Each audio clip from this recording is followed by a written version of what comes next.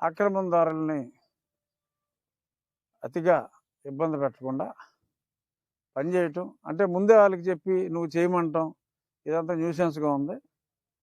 ఆ పని చేసేసి చేసిన పనికి బిల్లు ఇచ్చి వాళ్ళ దగ్గర ముక్కు పిండి వసూలు చేస్తాం. ఎవడైనా డబ్బులు కట్టకపోతే మీ పేపర్ వాళ్ళకి చెప్తాం, మీరు వాళ్ళ ఫోటోలు వేసి ఇలాగ ఆక్రమణ చేశాడు, ఆక్రమణ చేసింది మరి సరి చేసిన తర్వాత కూడా మరి ఆయన ఇవ్వాల్సింది ఇవ్వట్లేదు అని చెప్పి మీరు పేపర్లో ఫోటో వేస్తానంటే ఆ భయంతో వాళ్ళకి ముందే డబ్బులు కట్టేస్తారు.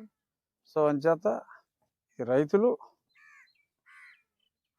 ఈ నీటి సంఘం వాళ్ళు, మీడియా వాళ్ళు అందరూ కలిసి మరి జరిగిపోయినవన్నీ ఒక 20 సంవత్సరాలుగా ఆడు కలిపాడు నీడు, వీడు కలిపేది నాడు, ఒకరికొకరు పోటీగా కలిపేసుకున్నారు.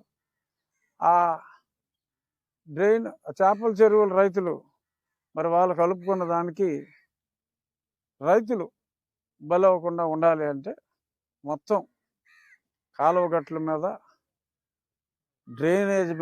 డ్రైనేజ్ గట్ల మీద ఉన్న ఆక్రమణలన్నీ మీరు చూసుంటారు. చాలా చోట్ల ట్రాన్స్ఫార్మర్లు పెట్టేశారు, బండి వెళ్లకుండా గోడౌన్లు కట్టేశారు, ఇష్టం వచ్చినట్టు ఎవడిష్టం వచ్చినట్టు వాడు ఆక్యుపై చేశారు. అవన్నీ కూడా తొలగించే పనిలో ఉన్నాం. నేను నిన్న వెళ్ళినప్పుడు నాకు ఇవన్నీ కనపడినాయి.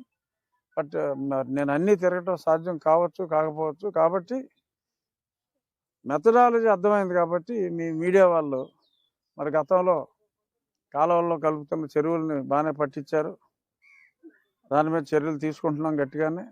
అలాగే ఈ కాలువ గట్లని ఆక్రమించిన వాళ్ళ ఫోటోలు కూడా మీరు మాకు ఇస్తే సో చాలా సంతోషిస్తాం.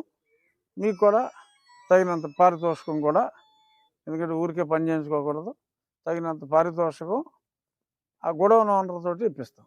అది కూడా ఆ బిల్లులో పాటు ఈ బిల్లు కూడా వేసేస్తాం. ప్రజలకు మేలు చేసిన